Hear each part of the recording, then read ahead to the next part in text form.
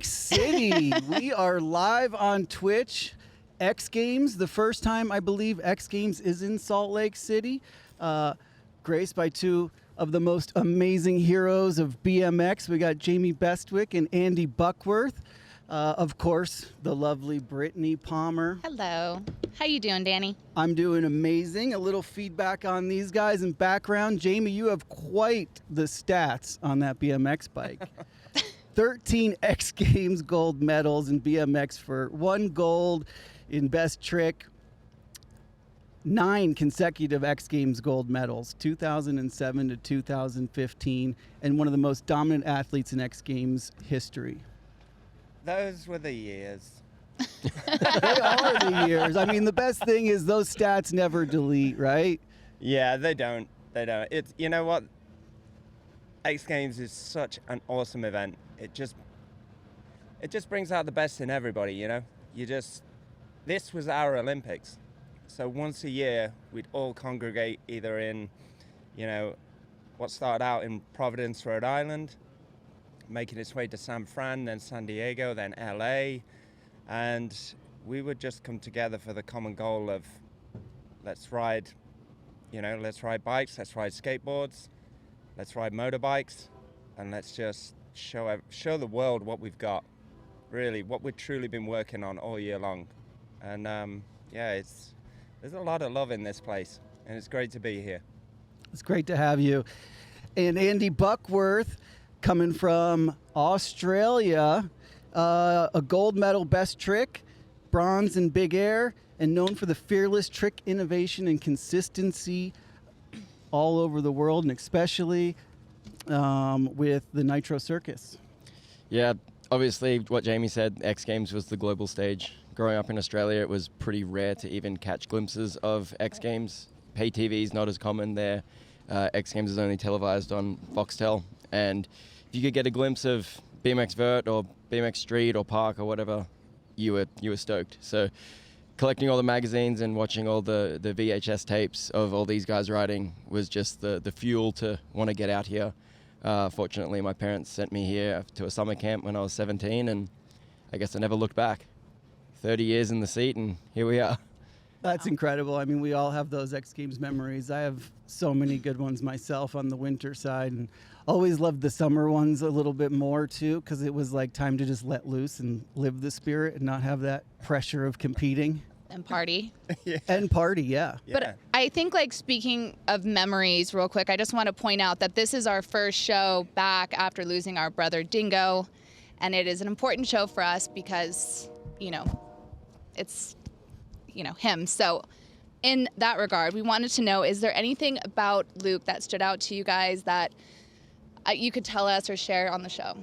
Well, obviously his energy, like he brought the party wherever he went, just had this ability of uplifting a whole crowd, a whole room, or if it was just you and him, he would just bring everything together. It's surreal that the last time I was doing anything with Twitch, live on Twitch, was with Dingo at my house. So I've spent a lot of special times with Dingo at Lake Powell or at Monster Energy events or after parties or even at my house in the backyard. So being here without him, the last time I was on the podcast, he was obviously here, and it's just like a bit surreal for him to not be here. Yeah. And there's still often times where I'll have a question that I would have gone to him with, and then it's like, oh shoot, Yeah. I can't call him right now. Yeah. Well, you told us his story before about how he gave you your nickname, Dingo. Well, actually, that's how Dingo and I got acquainted, but this gentleman here actually gave me the Dingo nickname. Okay. Yeah, it was me. Excuse me.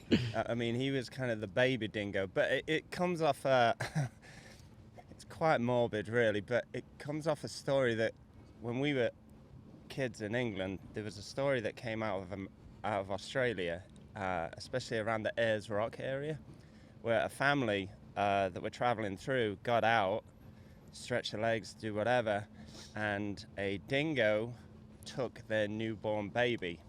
So the running joke was, the dingo got my baby. Yeah. So in comes Andy, fresh off the plane from Australia. He's a little bit green around the gills, and we're at Woodward Camp, and we're riding every day, and and he wants to jump in and is so keen that most days he was called the Dingo, and then it finally stuck. And I think even when his mum called me one time because he was having a bit of a hard time not being in America after he went back. I never called him Andy. I just called him Dingo, even to his mum. How's Dingo doing? And then she's like, who's Dingo? I was like, your son. So I was like, oh. With that, it was just a normal day on the Cloud 9 box jump, and it was just, you come to America and everyone's asking, oh, do you ride a kangaroo to school? And did the dingo eat your baby? And all this stuff. and with the straight off the plane accent, you're saying all the quotes back to them. And then he just says, you're the dingo. And it just stuck. So fast forward, that was 2009. Fast forward to 2010, my first X Games. And the team manager at the time for BMX was Dave Schmidt. And he introduced me. He goes, this is the dingo. And Dingo, this is the little dingo. And Dingo just hugs me. He was just like, we're going to be friends. We're going to stick together. And it was just like this kind of, Australian, both Dingo, we're going to look after each other.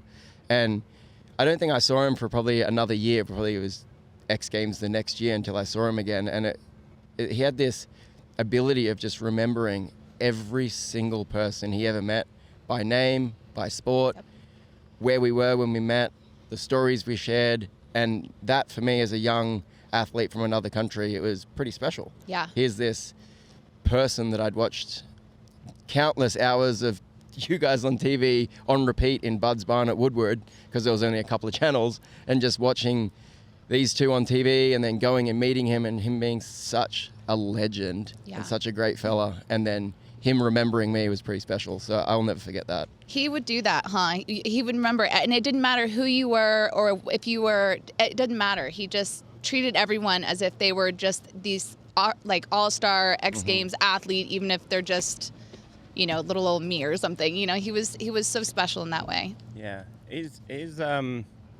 he made such a profound effect on everybody. And America has this tradition of providing, bad analogy, the hungry man meal, okay? It's kind of like America on a piece of plastic that you shove in a microwave, and it's really everything you want to eat all in one sitting. And are you calling Dingo a hungry man? No, I'm not. Just let me get to it, all right? But the first time I met Dingo, Luke, he just reminded me of kind of like that all-inclusive package holiday. It's almost like God built spring break in a man. So you just take Dingo anywhere you want, you plant him in place, and automatically you have a spring break. Regardless of the weather, time of year, you just plant him there and he just goes, bing, right, let's go. And he was just so much fun to be around. And, I think sometimes in life we really do, we take people for granted, and it's only when, they take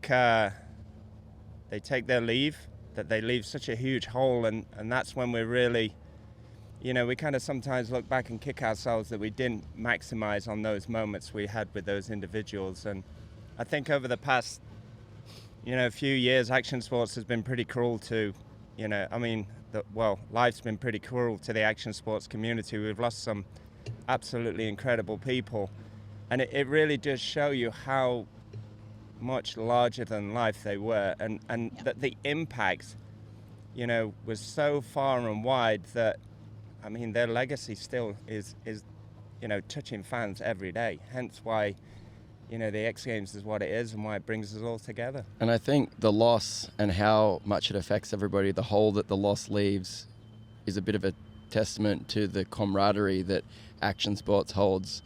Dingo, from the world of snow, us, bike, motocross, sky, ski, snowboard, it doesn't matter. If you're here at the X Games, it's like one big family. And that's what I had to explain to my wife, is why I spend so much time in the athlete lounge and not just kick back in the hotel. It's because this is the one time of the year that you get to see people from all over the world that you don't get to see every day. This is the one time of the year that you get to share those stories and share those moments and build those memories. And it's heartbreaking that a lot of the people that we've lost, including Dingo, they're the memories that you will remember forever. And yeah, it just leaves that huge hole. Yeah, I know. It's a tough one. I mean, it's been really hard for me, right? Dingo walked into my life when he was like a spry 15 years old, and we kind of became fast friends and then, best friends from there. And there's a funny one where like I was on an American team going over to like a Junior Worlds event. And then the first time I meet Dingo, he's Australian, but he's on the American team doing like border cross there. And I'm like, I don't know how you pulled this off, but it was like one of those things where like, if he wanted in or thought there was a way, he would find it in there, and obviously, I'm lucky enough to be able to get to call him a best friend since then, and I knew that they had all these relationships and was just so well connected, right? And like, but he had so many best friends, and he was probably like 300 people's best friends. Absolutely. And what you said then is, how did you pull this off? That's like how? That's across the board. I think countless times a day you would look at him and say, how did you pull this off? He was just so. I mean, he special. knew how to work it, right? Even with that giant heart, there was such a big brain in there. Like he would remember stats and action sports and other sports and like so much, knowledge and like background of all the athletes and just the whole Monster family. I mean, he was basically like a walking Rolodex. Of the year, the month, the day, and the hour that it happened. And it's just like... What's impressive? The way that he would have a good time, like he was larger than life, but he was so respected in all of this regard. He might have these connections, but like if we go out and party, but like he would have the best time and we come back and we're still like, he would put his business hat on, he'd get on our show and he would be there. And like he just remembered everything, even though we were all questioning if he remembered anything from last night, because all of us were forgetting all of it. But he was so respected in the industry, and then even furthermore, like even in the rave industry, like that whole thing, he was everywhere. I didn't really get introduced to Dingo until I was a few years in on Monster Energy, and we got invited to race the Baja 1000. But there was a slew of us. There was like Sam Hill, Steve Pete, Ernie Virgil, and then there was Dingo. And there was many more, by the way. And at that moment in my life, I was kind of a professional athlete in the kind of tail end of the season. But the thing that, really kind of cemented a legendary status for me for Dingo was that every night when I would sit at breakfast, there would always be stories about, kind of what happened the night before. And we haven't even raced yet. We've not even sat in a vehicle. And we're in Ensenada for like a few days. But what that man single-handedly did every night was quite astonishing because because he managed to take over a local, I would say, a kind of a budget fitness studio where people's clothes seem to fall off late at night. And they used to, kind of dance around until their clothes fell off. And what he'd done was he'd single-handedly commandeered the club and he'd turned Monster Energy decals into a local currency. And I went one night there was like me, Andre Villa, and a bunch of the dudes. I said, I've got to go see this. So we walked to the door, and you knew who worked at this place because they were head to toe in Monster Energy gear. The entry fee, most people were paying in pesos. We just handed over a stack of decals and some badges. I walked in and I just looked around and he just ran the show. It was like, I know there's an owner of this club, but the real owner is Dingo right now. And it was hilarious to see that you could get a big 6 bucket of Corona on ice for a Monster t-shirt. But everybody else was handing over cold hard cash. And I was sitting there and I was like, oh my gosh, like this guy is the ultimate Renaissance man. Like he probably should run for some kind of diplomacy role at the White House or at whatever color house they have in Australia. Yeah, I would say he's definitely the diplomat of action sports for almost every nation. I mean, he'd probably have an hour conversation with someone that doesn't even speak English. But somehow they would understand him, and likewise, he would understand them. I'd come out wearing a Monster hat, right? Oh, yeah. They're sponsored. Well, thank you guys for sharing your stories. We have Dingo's mom is here, Leanne. Just want to point that out, that she's here witnessing and hanging out with us. Love you, Leanne. All right, let's get to these boys. Let's get excited about X Games. Yep. We're kicking it off here in a couple hours. We do have some fun BMX events today. What are you guys most excited to see? I think BMX Dirt is going to go down crazy today. These jumps, I'm alternate for Dirt currently, and I'm in best tricks, so I've had a lot of practice on them in the last couple of days. This first jump is incredible. It just boots you to the moon. You come out of that takeoff, and it just feels like you get shot out of a cannon. Now, that's a good thing. I like that feeling, but a lot of these boys are kind of feeling a little bit timid on it.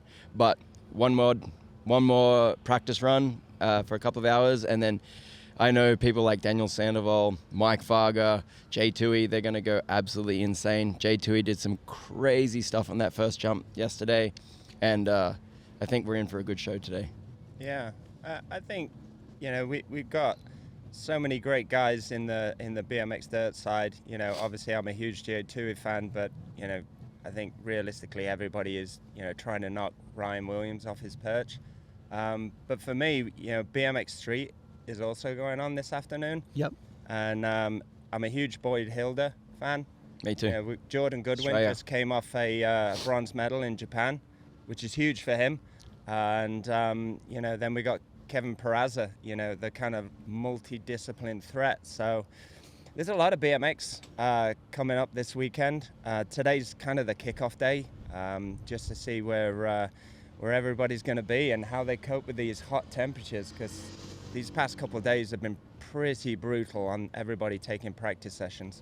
That being said, we're at 4,200 feet altitude, so that's going to play an effect on everyone's energy levels, and it's hot today and the sun is out, and I think the key would be to get as many practice runs as you can, but stay cool, stay hydrated, and try to stay sane. Stay sane, right? And we're just coming off of the big show in Japan, that X Games. I got to watch a couple of those clips. Speaking of Kevin Peraza, I mean, that 540 whip over the table was absolutely incredible. Yeah, 540 flared down whip, fakey. Down whip. I mean, that's a mouthful, but just right? Like, that was one of my favorite clips I got to see. Yeah, I think, all of those guys that were on the podium, I mean, you're splitting hairs right there. I think like you were the first person to ever do a flare down whip. I wish I would have patented that trick. Really? We'd be doing this right now from my mansion in Hawaii next to Oprah. That best trick contest, I think it stood out for so many reasons. One, there were so many firsts that have been done in one 30-minute session, and two, it really made Ryan Williams bring out some of the magic tricks that he's got, from his compound in Australia. And anytime you can take a champion to a level that, he knows he needs to go to, that's the beauty of the X Games. That is what creates these magic moments that we've seen over the years, whether it's been Dave Mirra with the first double backflip, Napolitan and guys like you doing the first double front flip over the mega ramp. The beauty of this contest is it just forces people to just raise the game. And Japan was, that 30 minutes out on course was incredible. I mean, Varga did a 1260. I was going to say. And didn't even make the podium. Absolutely insane. At 1260. Yeah, I mean, it was crazy because even Kevin Perez, I'm like, all right, he's got third. What else happened, right? Like, yeah. Because I did see, was it a... Anthony John, this is how gnarly that contest was. Anthony John did a perfect double flare about 8 feet out and got the same response as if Tiger Woods had just done a 3-foot putt for a par. They were just like, well done, Anthony. Double flare. I know. Really nice. I'm like, hold on a minute. Do you know how gnarly that trick is? I know. I feel the same way. Like Yeah. when I get to watch snowboarding, you know, coming from this era of like leading this legacy of progression, and then you watch these people do these tricks that like I dreamed about doing, never got to, and then I'll watch people do them and then be like, you got like 5th place with that run. Like I feel so bad for you, because if I did that, I'd be like throwing my snowboard at the bottom. I'd be like, see you later, I'm out of here. Well, in Jamie's Vert days, if we were, you know, we all lived at Woodward Camp together and we'd all come and watch each other compete. Jamie would come to the park and watch all the park minions that he watches over ride, and we'd all go to the vert ramp. But if Jamie ever did a double flare, it was like, whoa, he's on today. That's the big deal. Like, it's Jamie's going for everything today.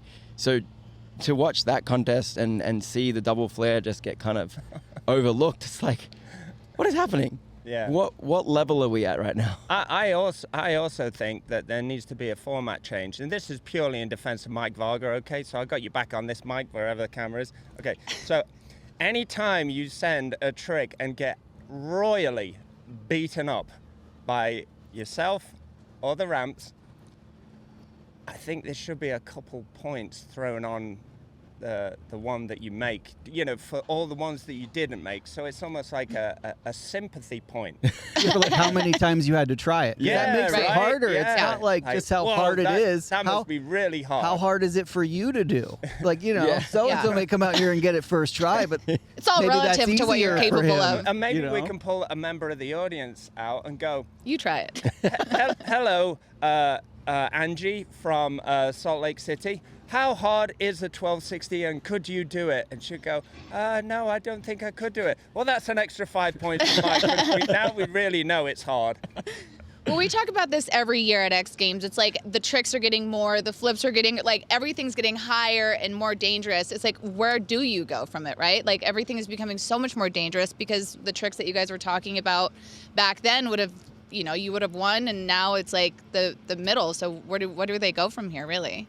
I mean, even freestyle motocross, look at that quarter pipe over there. Yeah. The thing is Huge. ridiculous. And then the motocross, like freestyle motocross, best trick, they had to build the ramps bigger Yeah. so they could do their bigger tricks. Like the takeoff, the next level takeoff is taller, it's steeper, the gap is longer, the landing's bigger, because they needed more airtime to do the crazier tricks. Yeah. I thought the tricks were already pretty crazy. Right.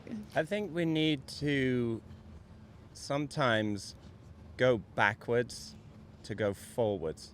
If you look at the old X Games, and I'm talking like, you know, late 90s, early 2000s, nobody knew what was coming at the X Games, but you knew there'd been conversations behind the scenes about building something specific for X Games that was going to lead to a golden moment.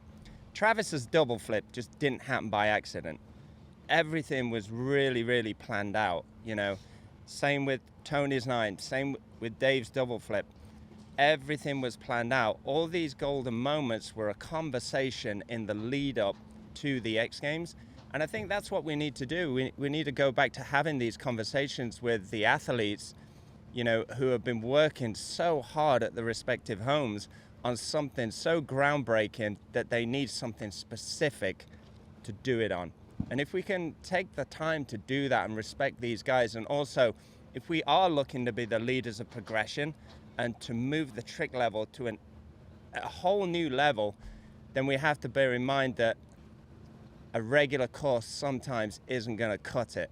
We need to build something that's going to enable that moment to happen. And, you know, these guys are ultimately the biggest beneficiaries. Yeah. And just because you're building something for one athlete doesn't mean that other athletes aren't going to benefit. So it's like, say you want to come in and Ryan Williams says, hey, I'm going to do a double front flip tail whip or something ridiculous. And he says, I need a 13-foot tall lip.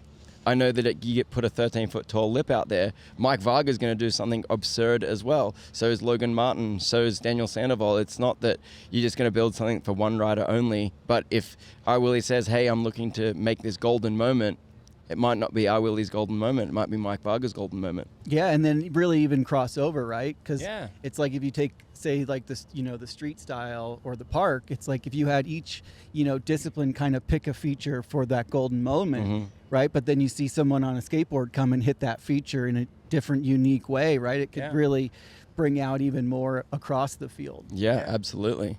And, we also need to bring people back out the woodwork that are a little bit rough around the edges, too. Can you remember the guy that used to go up against Travis Pastrana that used to wear the Home Depot gardening gloves and like the do-it-yourself freestyle motocross kit? That guy was awesome. He had the hockey pads all over it. Why don't we need that guy to boost the BMX scene? Who's that in BMX? Trey Jones. Bring it. Or even how they do like the three. Trey Jones is rad, the by the way. half-court shot in He's basketball. awesome. You could have a lottery for one fan to come out, and hit the course. Yeah. Well, you guys were even saying this before the show. It's like you should bring everything back to X Games. Oh, like 100%. you were listing them off. Yeah, this is the 30th anniversary of the X Games, and there's so much stuff going on this X Games that it's mind blowing. I've seen so many legends walking around the parking lots in the athlete lounge. It's a nice feeling. We saw TJ Lavin yesterday. Saw TJ's TJ Lavin here? yesterday. TJ's here. Nice. Golly, what a sexy man that guy is. It's depressing. Straight off the challenge, here he is. Yeah, straight off the tanning bed. But some of the old X Games things that we used to have were a lot of fun. Street luge. That was a good one. What's street luge? I think everybody remembers. Street luge is you take a really big hill with a lot of turns on it, like Pikes Peak, and you lay on a skateboard. Lay on it? Like I'd be on for that. Skateboard, almost like the chassis. Oh of a yeah, I car remember skateboard. that one. I could do that. Some hail bales Yep. in. And you're wearing a full leathers, like MotoGP leathers suit and a full face helmet. You lay down, and you have to lean and. We need to bring the I names know, back. We need sky to bring the names surfing. back. There's so many good ones. In winter, Sky we had like surfing. modified downhill shovel racing. There was like downhill mountain biking. That was pretty cool That on was cool. snow. That looked Yeah. super dangerous. Yeah, on the snow. Yeah. Then there was the what do you call it? The big BMX downhill racing. Oh, downhill BMX racing. They had it at Woodward Camp. Yeah, that was crazy. So instead of BMX racing with some like roller doubles, they had 50-foot edge to edge jumps where you're jumping over the track that goes underneath. And we used to have vert doubles. That was a gold medal round. I think some of them were a bit like, this is just for Dave Mirra to give him another gold medal. But anyway, regardless. Yeah, there he's was some awesome. teams that you put together. You're like, well, that's a little unfair. Well, contest is over, folks. Yeah. But I think, like there's so many things that we could bring back. And I think one of the things is we need more characters in action sports. We had the Condor, the Birdman, the Miracle Man, and the list goes on. We need to bring those back. Dingo's still holding it down. damn, I don't know how. 35 years old, Dingo's 15 years of X puppy. Games. So Andy, I know that you said you're an alternate for Dirt, For for dirt. the dirt run. so you've obviously been practicing the course. I have. And I'm also in Dirt Best Trick tomorrow. Okay. So that's a bit of a strange feeling because that first jump is 33 feet long to the top. We're probably landing at like 35, 36 feet, doing 17 billion miles an hour. There's no stopping. So I only have to jump the first jump, but I'm just finding myself doing full runs because it's what I know what to do, Like I've been competing in BMX Dirt for 15 years and I can't just stop after the first jump. So I feel like, hey, you're doing too much. Yeah, so you're getting a little comfortable with the Nitro Circus format of just fireworks and one big trick, high fives back up. But at the same time, you never know. You want to be ready for in case you get that call. Hey, you're in, last minute. I actually had a really bad experience with doing the opposite in Munich X Games. I was in Mega Ramp, coming off a bronze medal. They put me in park as well as an alternate. And one of the other athletes had a broken collarbone and refused to pull out. He said he was going to drop in for the last place spot. And all week long, he's like, no, Dingo, I'm taking it. I'm going to take the last place spot and get the prize money. I've come all the way here. And I'm like, all right, cool. So biggest mistake of my life is I didn't practice because he was adamant that he was going to just drop in, wave at the crowd and take that check. 1 hour before practice ended, he decided he was not going to. And it was a practice crossover. I was up on the mega ramp in my body armor and full face helmet, and Sean Heimdall, the Monster Team manager, comes running over and says, "Hey, you're in." He pulled out. So I had 1 hour of practice it was like a frenzy of the other 16 riders all trying to get their last couple of minutes in. I think I got like 4 drop-ins before my run. And obviously I was 2 spots out of finals, but I felt like I made a bit of a fool of myself because I didn't practice. So I'll never make that mistake just again. a couple more hours, right? Yeah. And you would have been prepared. We Yeah. kind of call that cold turkey. Yeah, when dropped you're in just white knuckle dropping cold in, turkey. No practice. It is pretty early here in Salt Lake City, so I'm sure the other competitors are not tuned in right now. They're still sleeping, maybe waiting to come in. So what trick are you thinking about when you get in there? For best trick? Yeah. I'm not going to let the cat out of the bag, but I've been working on a little Wait, what? Yeah. Okay. Wow. Static. That's a big one. The never been done. Okay. It's something that I did recently on the Nitro Circus tour. It's more of a passion project. It's something that I really want to do for myself. I know personally that it'd take a lot to beat both Brady Baker, Ryan Williams, and even Caden Stone coming off last year's, hype of trying to do. Caden calls it the UFO, Ryan calls it the Silly Willy.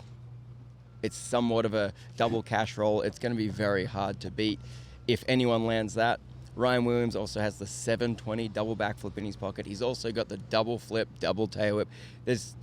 Ryan Williams could beat anyone out there if he lands any one of his 5 tricks. So with that being said, I've got a little bit of a passion project that I want to, little demon that I want to conquer. However, there's also a trick that a bunch of us have in our pocket that could be done on this jump if someone finds the kahunas to do it. It's never been done on dirt. It's been done on the Nitro Circus infinite amounts of times. What is that trick? I mean, it's been done. I mean, they know what you're doing on Nitro Circus. This is how my man is playing it right Yeah. now, okay? He's told the world everybody else's tricks except his own. That's what it So is. he's kind of Alright. subconsciously, building this trick up while playing everyone else's down, because guess what? Willie's coming in with this, Brady's coming in with that, Uh-huh. but I've got this one. Yeah, he's got a secret. We're going to have to watch that one for sure. But Remind us what time you are going on tomorrow so everyone can tune in and see this trick. I think best trick starts at 4, right, Jamie? Yeah, 4 o'clock. Yeah. 4 o'clock tomorrow, yeah. Okay. 4 o'clock. Mountain time. Mountain time. How hard is it to bring a trick from Nitro Circus to dirt?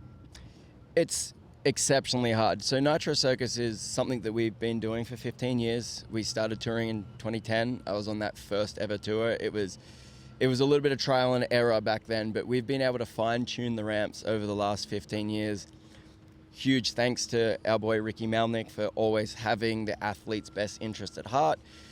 In the earlier days, we were landing on a scaffold landing with a few gym pads on it. Now we're landing on a perfect landing with transition, and it's got an airbag cell so we can make it through 60 shows in a row without just completely damaging our body. But everything's calculated from the speed in the roll in to the takeoff to the flat bottom, the distance, everything's perfect. So you can drop in 60 times a night between rehearsals and the show, and if you want to do a double front flip, it's a hard crank in and a good pump. If you want to do a double back flip, it's a cruise in over the top and a little squeak of the brake. And we've got it fine-tuned to a T.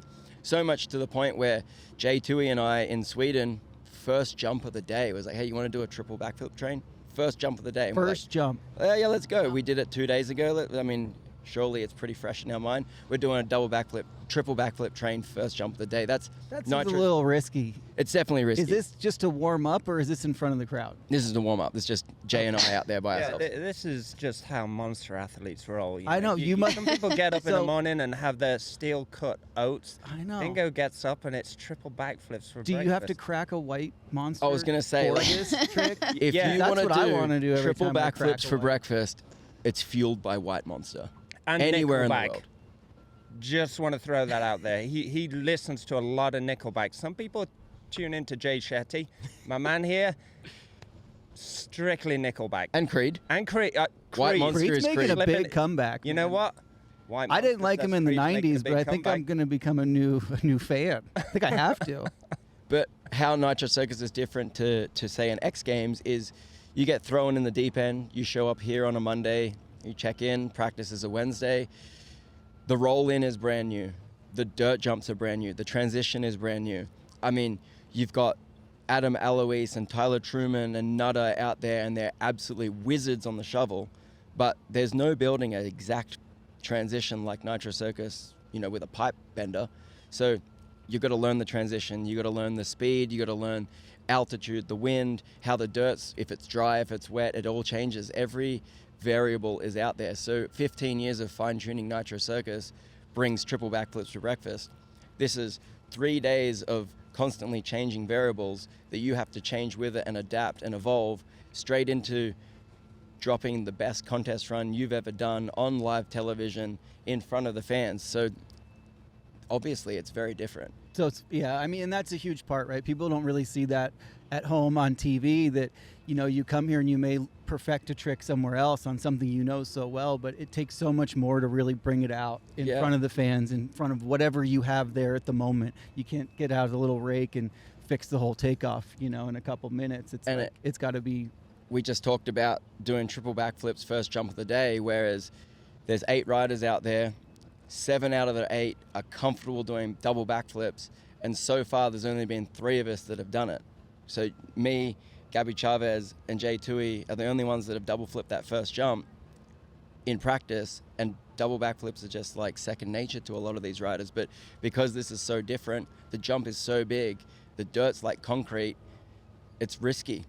Yeah, that first set, though, is quite obnoxious. I mean, I'm looking at it right here, and it's big from over here. Look at the thing. Look at the landing. Looks like a dirt bike jump. Ridiculous. I mean, I went and watched BMX dirt practice yesterday, and the hang time that the guys are getting over that first set is just unreal. I was having a lot of fun with my double flips on it, where I was just doing a single flip, and then at the last minute squeezing in, kind of like a skier. You're just letting it out. And then right before you land, you squeeze in for a second one. So you're saying airtime could be there. Oh, the airtime could be there. For now it's about all sorts of who wants it the most, who's feeling the best, and who took it easy or didn't take it easy the night before. With all these tricks, it's all about timing on the takeoff. It's all about finding that snap point off the takeoff. And if you've got an elliptical transition, finding that point where you're going to pull for a double something, spinny, whatever they do, it all becomes really fine-tuned. And I mean, obviously, getting to where, you guys get in action sports, we all take some horrible diggers.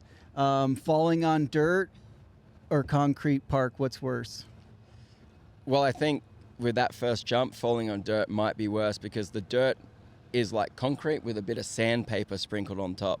Okay. And then you're going probably 40-something miles an hour and you're coming down from 30-something feet. Where park, you're going fast.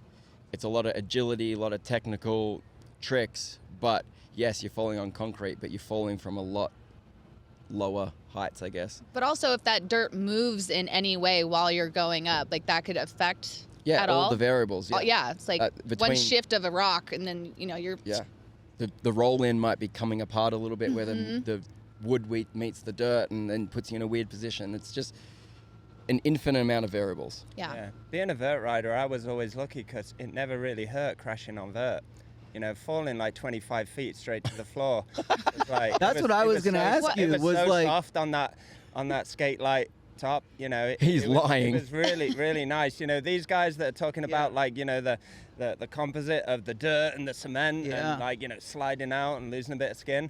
Yeah, there's just something soft about wrapping it's almost like a foam pit. A full face helmet against the floor at about 25 miles an hour from a 20-odd foot fall. So I remember. I was very lucky in that. So you've taken some heavier ones on the vert than in the park? I distinctly remember an X Games. Oh, they're gonna say where I was on an absolute tear, and I hit my head in the third run so hard that when I came to, I actually thought I was on a tennis court.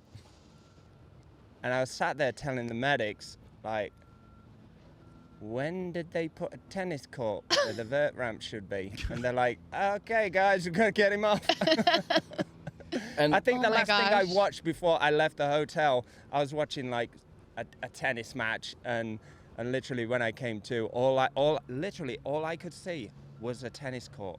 And I Wow. was like, He won that X Games, weird. by the way. You won it? So he was on the Wow. podium, just like dazed and confused, thinking he's with Andre Agassi, Patrick I'm Rafter. not that old, friggin' Andre Agassi. No, that's really old. But for Jamie to see a tennis court, it might sound a little bit abstract, but I remember hitting my head so hard in a Nitro Circus show. I was trying to do a triple backflip no-hander, and so I pulled extra hard, pulled the bars into my lap, didn't take my hands off, but I had all that extra rotation.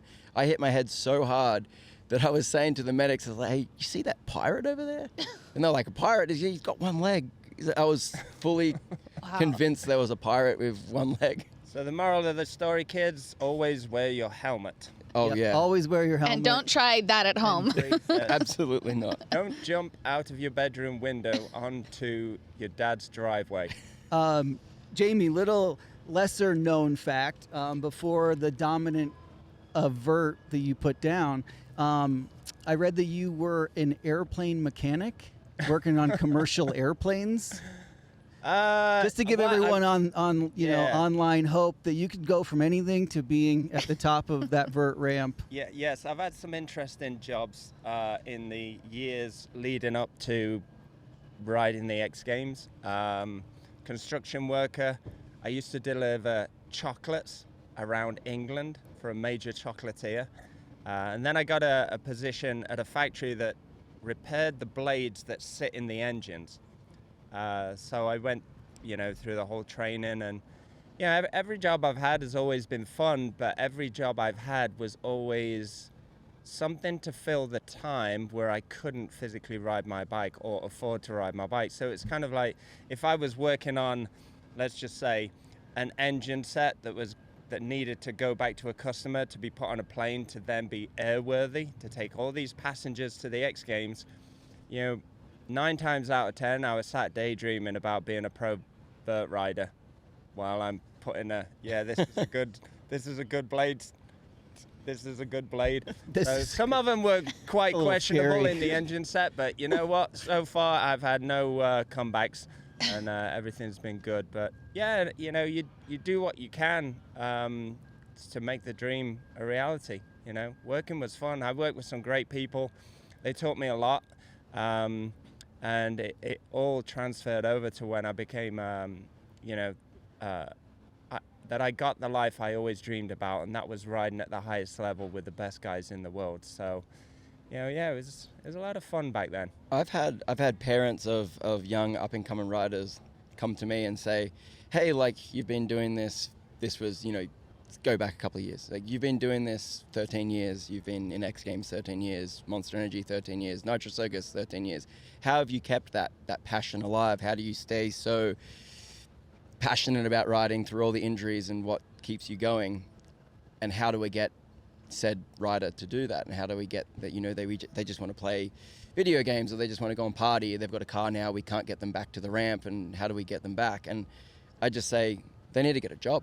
That you need to take the bike away for a minute and get a job. Because when I came to Woodward in 2017, Gary Ream allowed me to return to Woodward the following year free of charge, but I still needed to get a flight.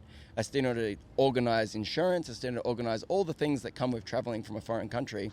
And my parents weren't well off. They'd already mortgaged the house to send me the first time. So that wasn't an option again.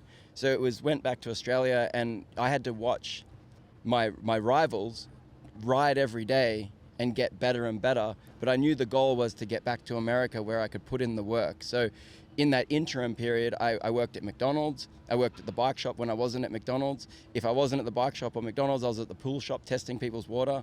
And then beyond that, if there was free time on a Saturday morning, I'd walk the streets, knock on doors, and wash people's cars for an extra $10.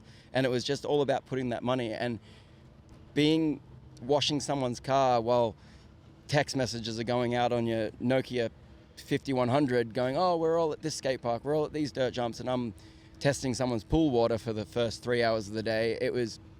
I wanted to be with all the boys riding, but the goal was to get back to America. So Jamie can testify to this. There was no stopping me when I got back to America. I would ride all day, to a point where Jamie would say, you need to take a day off. You need 1 day off a week at least. I'm like, nah, I'm going to go to the Jew Tour.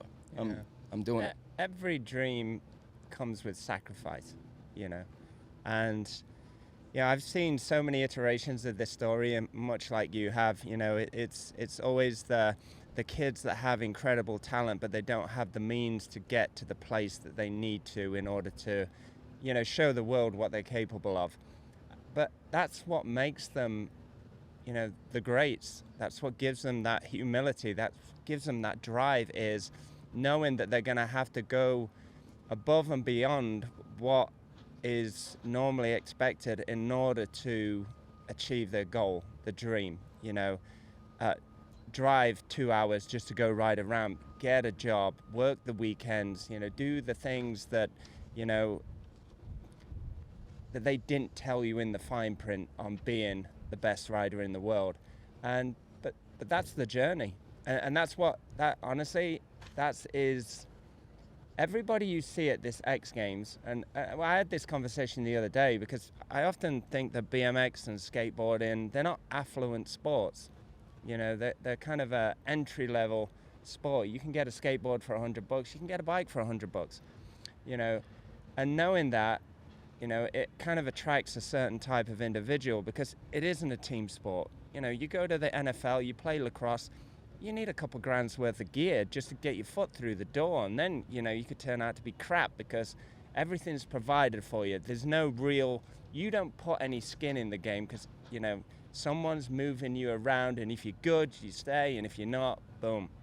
And like Jamie said, it's not a team sport. What you put into this is what you're going to get out of it. So he's sitting on top of the vert ramp, maybe before he's knocked himself out, or he's trying to work on a trick that's stressing him out. And you go back to that time where you're putting blades in an airplane engine. I go back to that time where I'm cleaning people's food off the McDonald's tables, and I'm like, this is much better than that. Mm-hmm. This is so much better than that. But it installs a work ethic in these riders that, you know, at the time they may seem like it's a hardship. Like I'm saying, you know, they're going out, they're finding jobs, they're doing whatever they can to make the dream a reality. But when that dream does come a reality, all those things they had to endure, to go through, the extra mile they had to walk, when they get their time, they're so grateful that they put in the work, because that is a non-negotiable when you become an elite athlete. Like, you have a work ethic because you've done it, and you did it in the times where nothing was provided. You had to be the sole provider. You didn't have the big sponsor, but you had to go out and earn the big sponsor. And that is, you know, that's what takes these guys all the way to, whether it's the triple backflip or the highly decorated X Games athlete of all time. It's just that early work ethic when they do it because they're chasing the dream, and the dream is something they love so much, to when they arrive, they don't take it for granted, and then they use that strong work ethic to elevate the sport and elevate others around them. And I think another thing that action sports and in the work ethic and the passion side of things is, you don't see elite athletes in mainstream sport slam on the ground, their leg might be facing the wrong way. I've looked down and my leg was facing, it was sideways, the bones are sticking out the side. And then the first thought on your mind is, this sucks, but when will I be back on the bike? Mm-hmm. It's like a soccer player gets flicked on the ear and they're on the ground, and they're not thinking, when am I back on the field? Hey, be careful about football. Footy. Well, it's right? really having Footy. that passion, you know, like, I love this question here. It says, what's helped you stay mentally and physically strong through it all? And I think what you guys are touching on is the mentality, that athletic mentality, that passion for something that you live, breathe, and just everything encompasses that. But I'm curious, what about you're physically strong? What are things that you do to keep yourself ready to do all of these insane tricks, and any advice you'd have to your younger self or to people watching? So I made a bit of a mistake in this space. I was riding my bike every day. I've got a skate park in the backyard, and I was under the impression loosely that what I needed in my body, I was getting from the ramp. If I needed certain muscles built, I was getting it from the ramp. And it wasn't till recently. I had an injury last year. It was a nerve injury that wasn't strength related, but I did use I lost all of the strength in my right arm. Completely lost my tricep. Couldn't hold myself on the bike. And Jamie came to me at the first contest of the year, and he was like, "Dingo, you look erratic. You look You're all over the place on the bike. And I was like, no, I'm doing the tricks. And then I went back and looked at the videos, and he was right. I was doing the tricks, but I did not have the strength to stay in a straight line. I was wiggling all over the place. Things weren't how they were in the past. And I took the advice of Jamie. I put a home gym in my garage. And since that moment, there hasn't been a day go by where I haven't sporadically worked out. Yeah, I might not have put a whole 1 hour session in, but every time I walk past the machine, 20 times a day, I'll do a few sets of something. Yep. Having that gym, I actually made a video for Instagram talking about this road to X Games, because it was Jamie that was like, hey, you might think you're doing it, but there's an element here missing. It's not the Dingo that we know. Yeah. And it was going back to the drawing board, watching the videos and understanding that it wasn't about what I was doing in the air.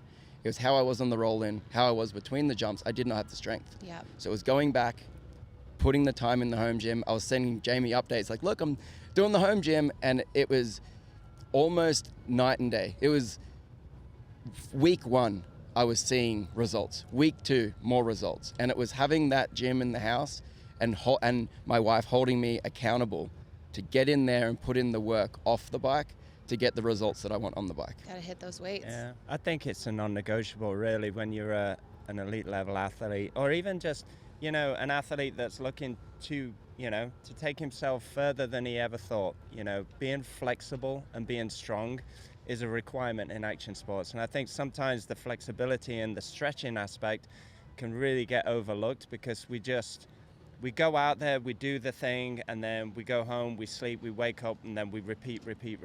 But if you're not stretching, if you're inflexible, that often leads to injury. And who wants time off a bike? You know, like Andy. Andy was struggling in a few different areas, and all he needed to do was maybe just dial back the riding and implement a strength program that would actually help him ride better, because he was just, you know, without that strength, those dirt jumps, they're not happening. Yeah. And I think that's a huge problem. I mean, most athletes really make, right? Where they don't really do rehab until they're injured. Yeah. And if you don't Right. learn that, like, hey, I got to Rehab, put this isn't it? work in just to get back, but then start to realize I need to do this, you know, more often to be riding the way I want to ride. Yeah. Where you see a lot of people where they'll just make that mistake of riding day in and day out, and maybe not riding at their highest level, but just feel like they're always getting stronger. Where Yeah. It's the work you do to prevent the injuries on a daily basis. You know, kind of that, you know, like I say, prehab. You know, yeah, you're right. You get injured, you go do your rehab, you get back on your bike, and then you go till you're injured again. You know, the best guys in the world now are all doing the work day in, day out to prevent the injuries. You know, they know ultimately they can't stop that, but if the work they're doing behind the scenes, both physically and mentally, is all in preparation for the inevitable. And when it does come, their body is more prepared than it's ever been.